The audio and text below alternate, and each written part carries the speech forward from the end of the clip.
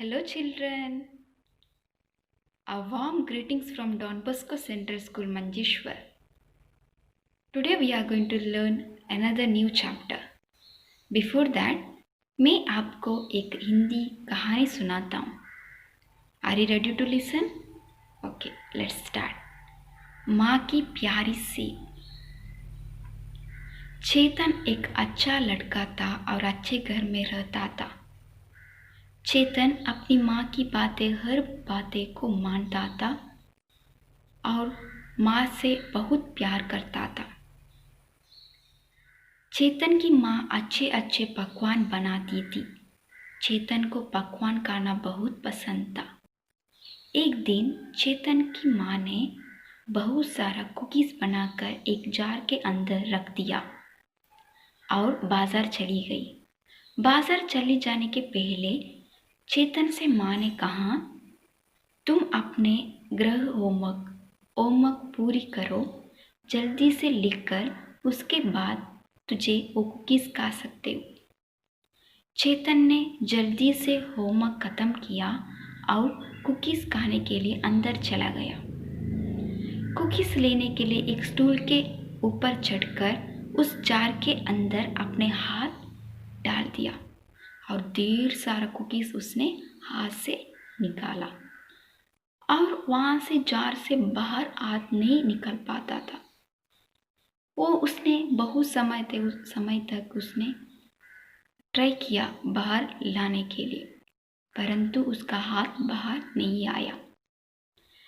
उसी वक्त चेतन की माँ बाजार से आ रही थी और चेतन को देखकर हंसने लगी और बोली, चेतन, अपने हाथ से ढेर सारा कुकीज़ छोड़ दो. तू अपने हाथ में 2 कुकीज़ लेकर धीरे से उस हाथ को बाहर लेकर आओ. उसने ऐसा ही किया. सारा कुकीज़ छोड़कर सिर्फ 2 कुकीज़ लेकर उसने हाथ को बाहर लेकर आया. चेतन बहुत खुश हुआ. कहानी से हमें सीख मिलती है कि किसी भी चीज़ का लालच होना अच्छी बात नहीं है.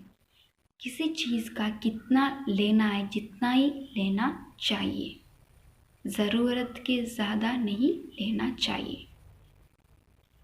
I think you all understood this story. So let's start today's second chapter. Okay. Part 2, लक्ष्य साधना, aiming for the target. एक बार गुरु द्रोणाचार्य ने अपने शिष्यों की धनुर्विद्या की परीक्षा लेने के विचार से सभी शिष्यों को बुलाया. उन्होंने पेड़ की एक डाली पर मिट्टी की चिड़िया रखी और बोले, आप सबको बारी बारी से चिड़िया की आंख पर निशाना लगाना है.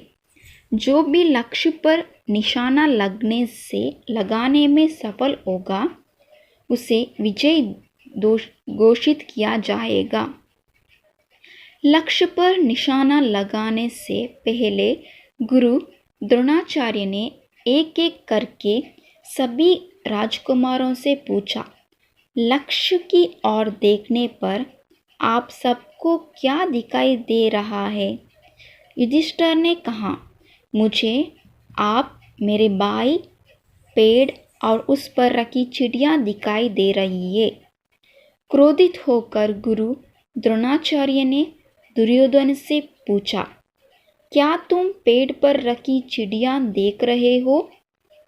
दुर्योधन बोला, मैं आसमान, पेड़ और उस पर रखी चिड़िया देख रहा हूँ. इस पर गुरु द्रोणाचार्य ने कहा, कुमार दुर्योधन, यह गदा युद्ध नहीं. जाओ और जाकर अपने स्थान पर बैठ जाओ. अब भीम की बारी थी. गुरु द्रोणाचार्य ने भीम को बुलाया और वही प्रश्न किया. भीम ने कहा, गुरुदेव, मैं सभी लोगों को देख रहा हूँ.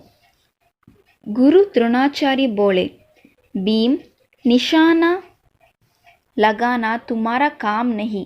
जाओ, जाकर अपने भाइयों के पास बैठ जाओ। गुरुदेव के आदेश से भीम जाकर अपने स्थान पर बैठ गए। गुरु द्रोणाचार्य सभी राजकुमारों से वही प्रश्न पूछते रहे और राजकुमार भी तरह तरह जवाब देते रहे। कोई कहता मुझे चिड़िया दिखाई दे रही है, कोई कहता मुझे पेड़ दिखाई दे रहा है, किसी ने कहा मुझे पेड़ पर चिड़िया और पूरा आकाश दिखाई दे रहा है। उनमें से एक शिष्य ऐसा भी था जिसे पेड़ और पत्ते दिखाई दे रहे थे। द्रोणाचार्य अपने शिष्यों की धनुर्विद्या की परीक्षा लेना चाहता था। वंस गुरु द्रोणाचार्य ने उसका सब शिष्यों को बुलाया और उनकी परीक्षा लेना चाहता था। और उन्होंने एक पेड़ की एक डाली पर मिट्टी की चिड़िया रखी और बोले, ये एक पेड़ के ऊपर, कैन यू सी हियर, पेड़ के ऊपर एक मिट्टी मतलब मड का एक चिड़िया बनाकर उसे पेड़ के ऊपर रख दिया। और आप और उनसे बोला कि आप सबको बारी बारी से चिड़िया की आंख पर निशाना लगाना है। आपको क्या करना है, you all have to take aim at the birds eye. उनका बर्ड्स आई में आपको टारगेट रखकर निशाना लगाना है। जो भी लक्ष्य पर निशाना लगाने में सफल होगा उसे विजय घोषित किया जाएगा।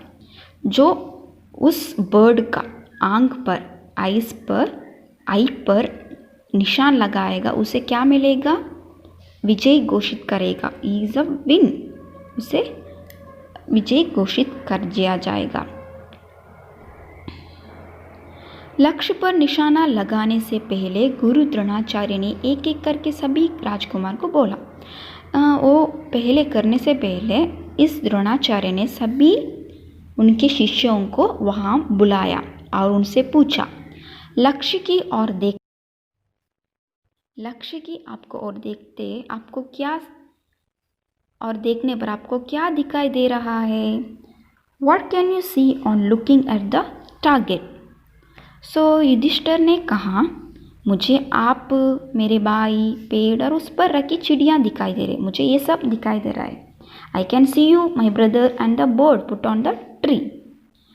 द्रोणाचार्य को क्या हुआ, उससे क्रोधित हुआ, एंग्री। द्रोणाचार्य ने दुर्योधन से पूछा, क्या तुम पेड़ पर रखी चिड़ियाँ देख रहे हो? Next who is coming now? Dronacharya is asking with a Duryodhan. First one came Yudhishthir. Duryodhan now is saying, मैं आसमान, पेड़ और उस पर रखी चिड़ियाँ देख रहा हूँ। I can see the sky and a sky tree and bird put on the trees. Duryodhan ने ऐसा बोला। इस पर गुरु द्रोणाचार्य ने कुमार दुर्योधन, यह गदा युद्ध नहीं है, यह गदा का युद्ध नहीं है, तू जाओ और जाकर अपने स्थान पर बैठ जाओ। This is not a mess fight, go and take your seat. Bhim की बारी थी। Now it's Bhim's turn. Guru Dronacharya ने भीम को बुलाया और सेम क्वेश्चन उसको भी पूछा। किसको? गुरुदेव को। गुरुदेव ने कहा, मैं सभी लोगों को देख रहा हूँ। He answered, I can see all the people present here. गुरु द्रोणाचार्य बोले, लगाना तुम्हारा काम नहीं है, तुझे निशान लगाना तुम्हारा काम नहीं है, जाओ जाकर अपने भाइयों के पास बैठ जाओ। गुरुदेव के आदेश से भीम जाकर अपने ध्यान स्थान पर बैठ गए। सो गुरु द्रोणाचार्य को और भी गुस्सा आ गया, इज एंग्री। गुरु द्रोणाचार्य सभी राजकुमार से वही प्रश्न पूछता है। यहाँ पर उपस्थित रहते सभी उस राजकुमार से सेम क्वेश्चन पूछता है। सभी लोग एक ना एक जवाब देते रहते थे। कोई कहता, मुझे चिड़िया दिखाई दे रहा है, I can see the bird. The other said, I can see the tree. So एक एक राजकुमार एक एक तरह से आंसर कर रहे थे। और एक बोल रहा था मुझे पेड़ पर चिड़िया और पूरा आकाश दिखाई दे रहा है। I can see the bird on the tree and the whole sky. उनमें से एक शिष्य ऐसा भी था जिसे पेड़ और पत्ते दिखाई दे रहे थे। देयर वॉज वन राजकुमार, वो भी ऐसा दिख रहा था, उसे ओनली ट्री एंड लीव्स दिखाई दे रहे थे। Okay children, we will meet you next class. I will continue this chapter in next class. तब तक आपको इस पाठ को पढ़कर आपके पुस्तक में लिखना होगा। मैं आपको इस पाठ का चित्र भेजता हूँ, उसे देखकर आप अपने पुस्तक में पढ़कर उसे लिखिए। Thank you.